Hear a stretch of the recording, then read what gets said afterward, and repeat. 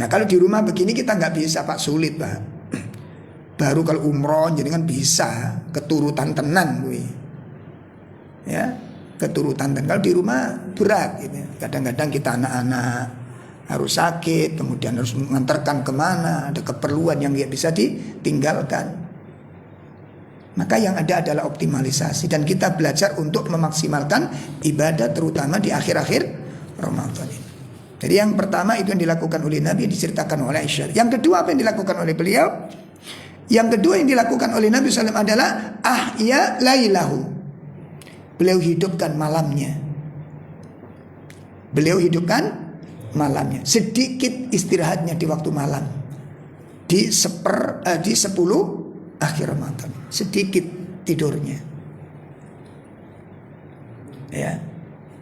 Adapun bagi para muslim, bagi bapak-bapak, yang terbaik adalah di masjid.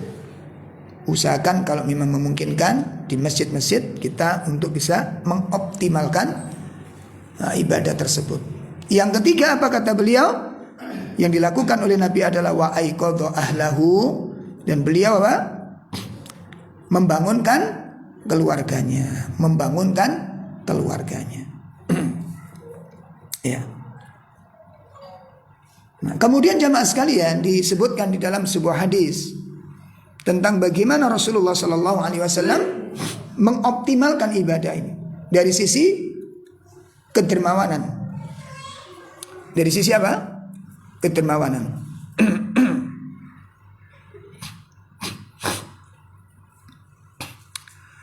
Disebutkan dari sahabat Ibnu Abbas radhiyallahu anhu. Karena Nabi sallallahu alaihi wasallam ajwadun nas bil khair. Adalah Rasulullah sallallahu alaihi wasallam adalah manusia yang paling dermawan. Ya. Nah, poin ini, apakah kita sudah punya poin ini? Nah, gitu loh. Makanya kadang-kadang orang lemah dalam Al-Quran tapi meningkat dalam urusan sedekah. Jadi nggak sama ya ikhwah. Makanya kita nggak boleh merasa lebih tinggi dari orang lain. Nggak boleh punya perasaan seperti itu. Buruk sekali sifat itu. Sifat itu yang menghalangi orang untuk bisa menjadi orang soleh.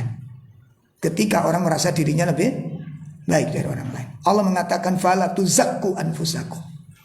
Ketika orang menyandarkan dirinya lebih baik, maka dia sudah melanggar ayat-ayat Allah. Dia sudah melanggar hadis-hadis Nabi SAW. Karena Allah melarang yang demikian ini. Ya, Allah dan Rasulnya melarang. Yang ada apa? Kalau kita punya kebaikan, yang ada apa? Yang adalah bersyukur kepada Allah atas nikmat yang Allah berikan kepada kita. Di mana Allah berikan kepada kita kesalahan kebaikan-kebaikan tersebut. Alhamdulillah saya bisa infak. Alhamdulillah saya bisa baca Quran. Alhamdulillah saya bisa. Coba antum merasakan bagaimana menurut antum ketika antum temukan ada seorang ikhwan sebelum Ramadan, 1 hari sebelum Ramadan dia sudah membeli 15 karung beras untuk dibagikan ke 15 keluarga untuk dijamin 1 bulan. Antum lebih mulia atau dia? Ya? Dia dapat semua ibadah orang tersebut. Makanya kalau kita punya satu kebaikan jangan, karena saya temukan seperti ini. Kemarin ada yang minta data, Ustaz saya butuh 15 ikhwan kita yang miskin. Untuk apa? Ini saya mau beli 15 karung untuk 1 bulan Ramadan ini. Masya Allah. Antum bisa bayangin kalau kita kasih makan orang berpuasa takjil ya, itu nilainya bagaimana? Ini kasih makan. Jadi 15 karung itu dibagi-bagikan. Nah kemarin yang 3 itu minta lagi tambahan. Allah, ini kemarin sudah. Luang saya beramal kok dilarang. Lu malah. Gimana? Gak pernah puas dia. Sementara kita kadang-kadang 1 orang aja udah puas. Jadi 15 orang aja. Dan orangnya sederhana, gak kaya gitu. Kita gak akan mengatakan dia kaya, mobil aja gak punya dia. Tapi mampu berbuat demikian. Kenapa? Dia terbayangkan kalau dia baca Quran saya dapat, dia sholat malam dia saya dapat. Dan yang paling dicintai Pak, air matanya orang-orang miskin itu mengalir karena kebahagiaan. Itu yang saya sukai katanya. Bukan air mata kesedihan. Saya ingin mengalirkan air mata orang miskin karena kebahagiaan. Itu yang saya inginkan Ustaz. Sederhana orangnya. Ya Allah. Coba kalau kita ketemu orang seperti ini, kalau ketemu, demi Allah nggak nyangka. Nggak mungkin kita nyangka aja. Yang tak ceritakan di rumahnya itu ada kaleng 5 macam itu loh. Ya beliau itu.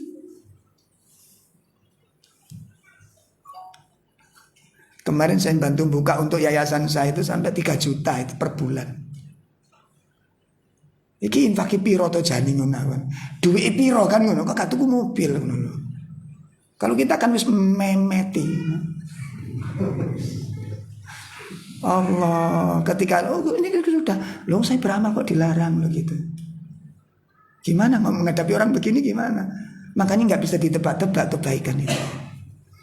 Saya dipahami ini. Nah, mudah-mudahan beliau termasuk orang-orang yang disebutkan oleh Nabi Sallam, Innallaha yuhibbul at-taqiyyu al-khawfiyyu. Allah sangat mencintai orang yang bertakwa, orang yang tersembunyi. Orang yang tersembunyi. Jadi kalau kita melihat itu gak nyangka sama sederhana orangnya. Gak nyangka kalau punya keajaiban seperti gak nyangka deh. Orang-orang teman-teman kalau utang sama dia itu jarang boleh nyaur, apalagi yang duafa itu. Jarang boleh nyaur. Makanya saya banyak belajar sama beliau dan saya belajar untuk begitu. Beli ke teman-teman yang beli baju, beli apa itu. Sosok iku luwih akeh timbang duwike sing dituku niku, Pak. Loh, Mas iki susuke. Udah, loh iki larang susuke timbang bajune sampean beli. Ndak apa-apa. Loh, jangan. Loh aku sedekah kok ora oleh ngene. Ngedepi wong ini piye carane? Nah, Anda akan komentar bagaimana melihat orang seperti ini. Dan itu ada di tengah-tengah kita orangnya. Dan kita mungkin tidak tahu, tidak kenal orang tersebut. Karena penampilannya sangat, tapi mujahadahnya di sini ya Allah, kekayaannya luar biasa. Jadi kalau mbak sing duwe lancar iki malah Eman ngetokno ya Allah. Kenapa? Kekuatan iman yang terjadi. Dia nggak pernah merasa takut jatuh kemiskinan. Karena sampai ketika utang ketika sulit ditagihkan dan orangnya memang nopo nggih yang punya utang kok darul niku nyambutkan ini pas-pasan, Pak. Jadi untuk buat bayar itu memang nggak ada, akhirnya apa dia datang ke sana udah ngapunten loh Mas, aku nggak nagih. Aku datang ke sini nggak nagih dan aku ingin bebas dari beban dan aku ingin kamu juga bebas. Maksudnya apa? Maksudnya ya utangmu wis gak ono. Lo jangan lo, wong dibebasno kok ora gelem muni. Sing duwe duit tanahku. Lo saya nggak aku sing duwe duit kok ora enak to piye? Wis enak ae jare. Lah nanti saya kalau utang lagi, ya utang mana nek ono nek memang butuh utang jare. Dibebaskan sedikit. Dalam rangka apa? Satu, supaya nggak punya beban, saya pun tidak punya beban. Kan kalau sudah utang begitu kan hilang beban itu. Gitu betul. Dan saya pun nagih kalau nggak dapatkan beban. Kalau begini kan nggak nagih sudah. Saya yang nggak punya duit nih, nggak terima.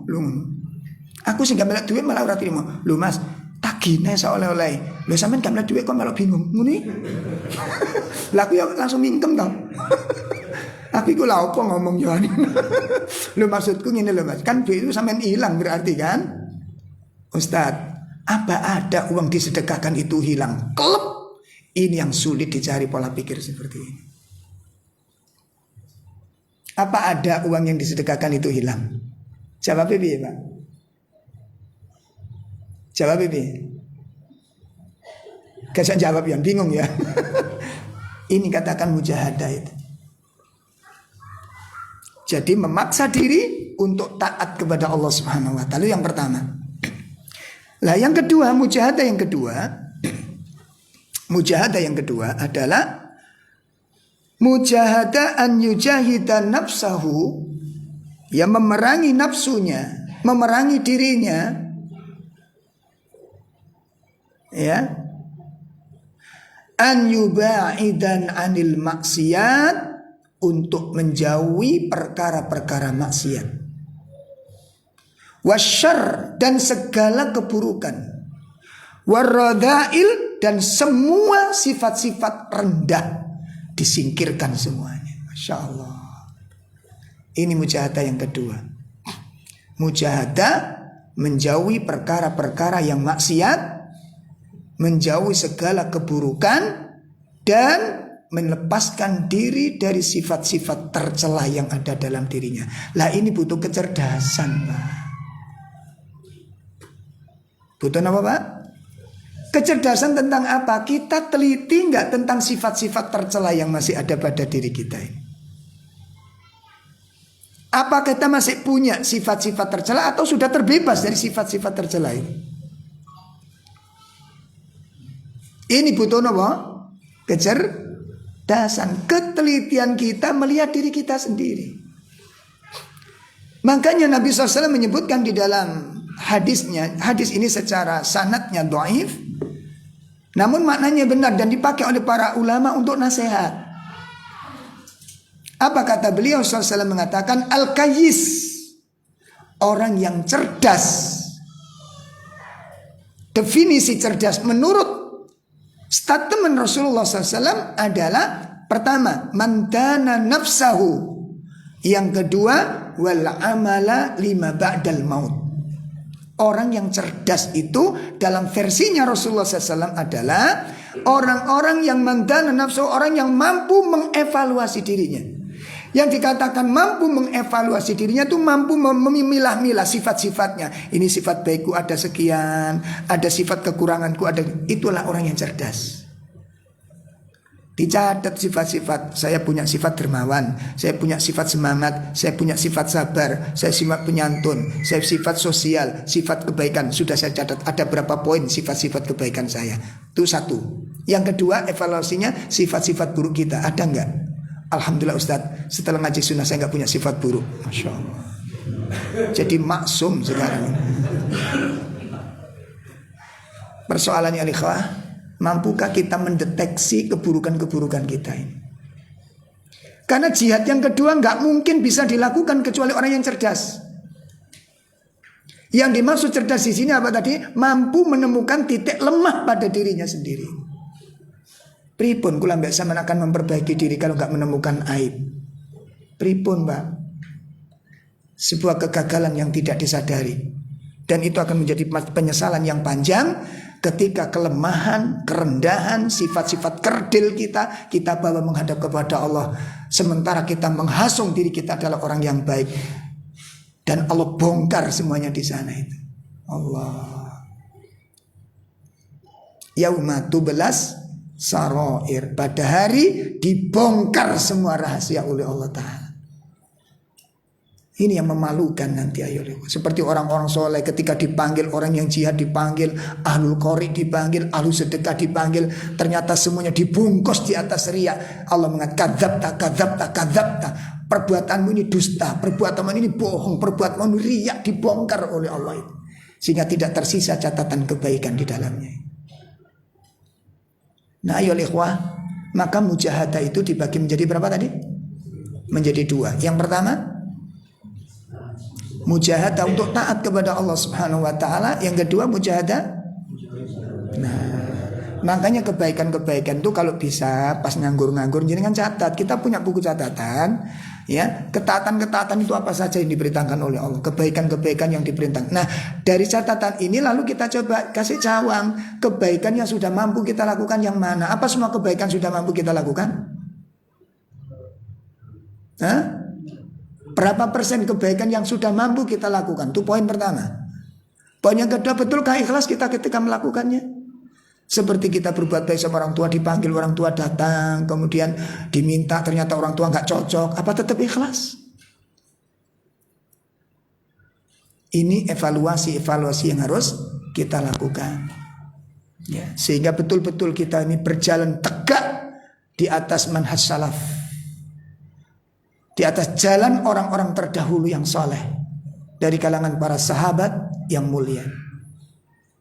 Bagaimana akhlak mereka, bagaimana ibadah mereka, bagaimana perbuatan mereka, bagaimana sifat-sifat mereka.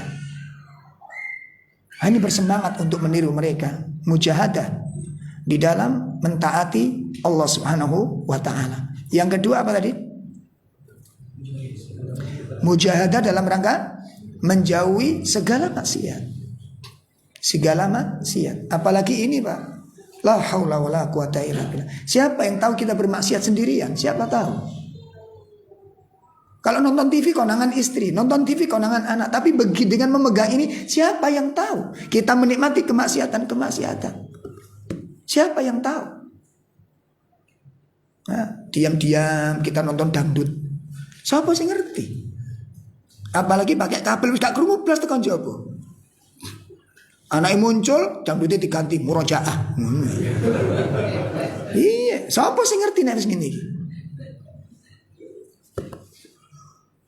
Iman, muraqabah itu yang menyelamatkan sifat kita nanti. Selalu merasa diawasi oleh itu yang bisa menyelamatkan kita nanti. Makanya kata Salim, apa kata beliau? Yajibu ala kulli muslim an yuraqiba qalbahu fi kullil waqt wa fi kulli hal. Ini nasihat yang sangat luar biasa dari Salim. Apa kata beliau? Wajib bagi setiap muslim untuk mengawasi. Apa yang diawasi? Qalbahu, keadaan hatinya. Di setiap waktu, di setiap keadaan, dan di setiap posisi. Kenapa? Karena waktu itu bisa merubah-rubah kondisi hati seseorang. Saya dipahami ini. Nah, oleh karenanya dua bentuk mujahadah ini targetnya dua. Masya Allah. Dua bentuk mujahadah ini targetnya dua. Yang pertama, target pertama adalah merebut surga. Dengan apa? An yujahidaha, ya, berjihad melawan dirinya sendiri untuk taat kepada Allah. Ini adalah target mujahadah di dalam rangka merebut surganya Allah Subhanahu wa taala. Yang kedua adalah an yubaida anin nar, menyelamatkan dirinya dari bakaran api neraka ini. Yakni dengan cara apa? Berjihad melawan dirinya untuk menjauhi segala perkara yang bermaksiat, segala bentuk keburukan, segala sifat-sifat tercela dan sifat-sifat yang rendah. Berjihad. Dan ini sekali lagi saya katakan, ini membutuhkan apa tadi? Kecerdasan untuk melihat, ya, kekurangan yang ada pada diri kita ini. Ini sangat penting untuk dipahami oleh para thalabul ilmu, ya. Mungkin kita sisi ketaatan kepada Allah, taat kepada orang tua belum tentu mampu kita melaksanakan, itu kekurangan. Atau maaf, kemarin saya singgung ke teman-teman yang ikut tim baksos kemana-mana ini, ya.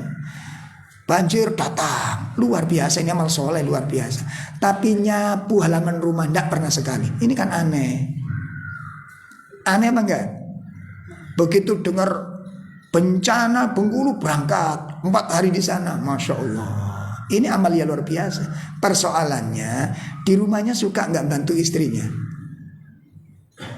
Baru saya omong kepada panglimanya, kepada panglimanya ini.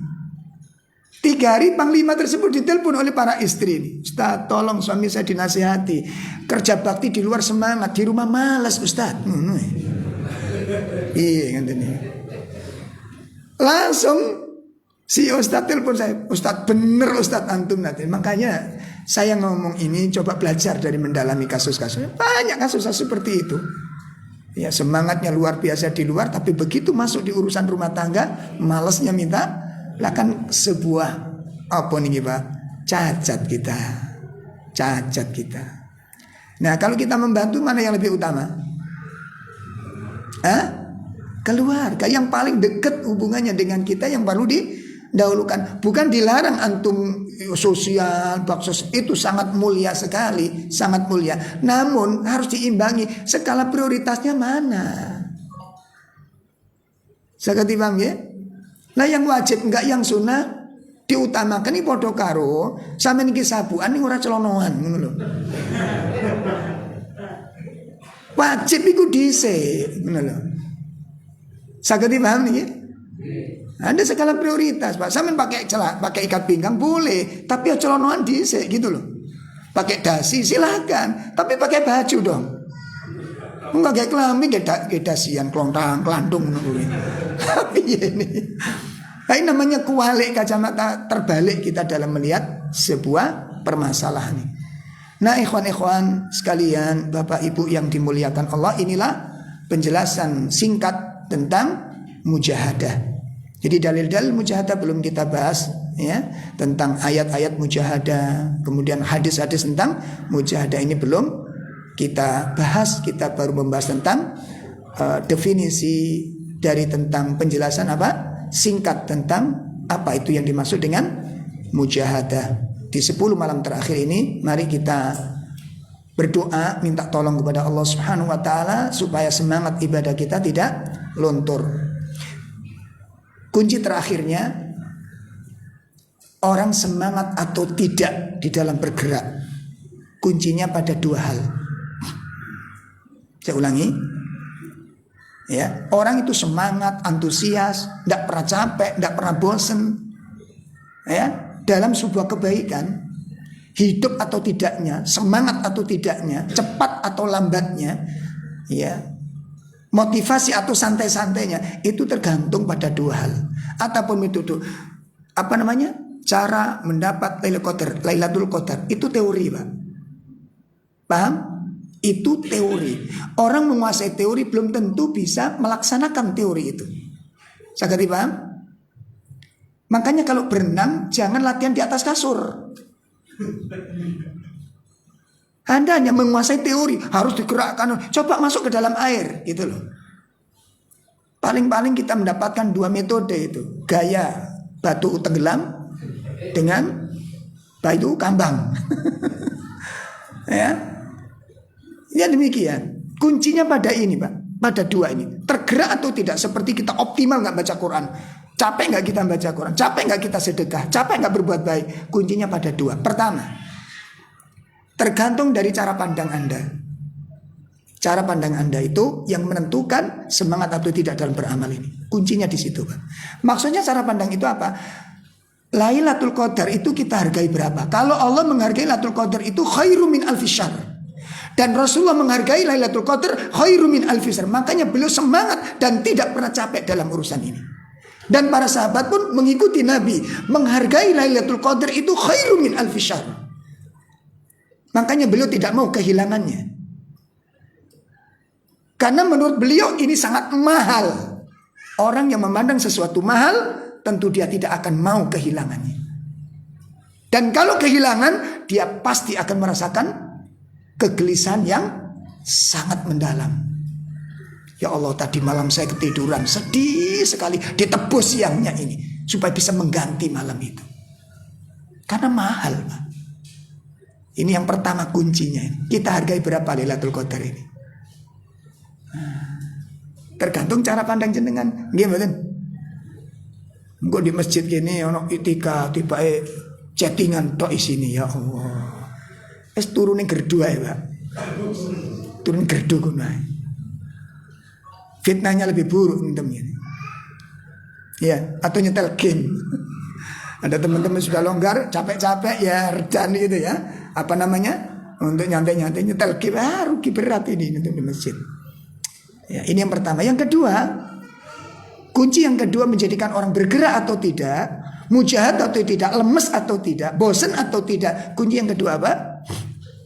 Betulkah kita ingin menjadi pelakunya? Apa itu himmah? Obsesi Anda apa? Harapan Anda apa? Kalau orang lemah harapannya, jangan bermimpi untuk bisa semangat. Dipicu kayak apapun tidak akan semangat. Kalau orang memiliki obsesinya rendah, harapannya rendah. Makanya orang yang tidak punya harapan sama sekali bunuh diri dia, karena sudah nggak ada harapan. Nah, kunci semangat ibadah ada 2 tadi. Yang pertama apa? Cara pandang Anda melihat sesuatu. Yang kedua apa? Himmah, harapan. Betulkah kita berharap untuk meraih Lailatul Qadar? Seperti surga, betulkah kita ingin mendapatkan surga? Untuk penjelasannya mungkin akan kita kupas di pertemuan-pertemuan yang akan datang. Ini sangat bagus untuk kita bahas, sebab dari pembahasan ini nanti, Pak, sampai yang sakit, yang kena miskin, kena apa itu nanti insya Allah akan terasa ringan di sana itu. Kita akan menampilkan sakit, bisa jadi nggak kepingin sembuh nanti, begitu. Nah, tambah repot malah.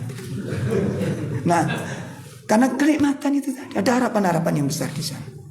Baik, teman-teman sekalian, Bapak Ibu yang dimuliakan Allah, ini yang bisa saya sampaikan karena saya harus sholat isya-nya di mana ini? Di Tambak, Pak. Jadi harus meluncur dulu ke sana. Ya bukan ditambah Pak, nanti sampean tafsir ya langsung ngono. Lah gak keloncong Ustaz. Ya di daerah Tambak Indah ya, kita tertaruh di sana. Mudah-mudahan diberi kelancaran, tidak macet supaya bisa sama-sama jalan nanti. Saya minta maaf yang sebesar-besarnya tidak bisa menemani antum sampai iftar ya.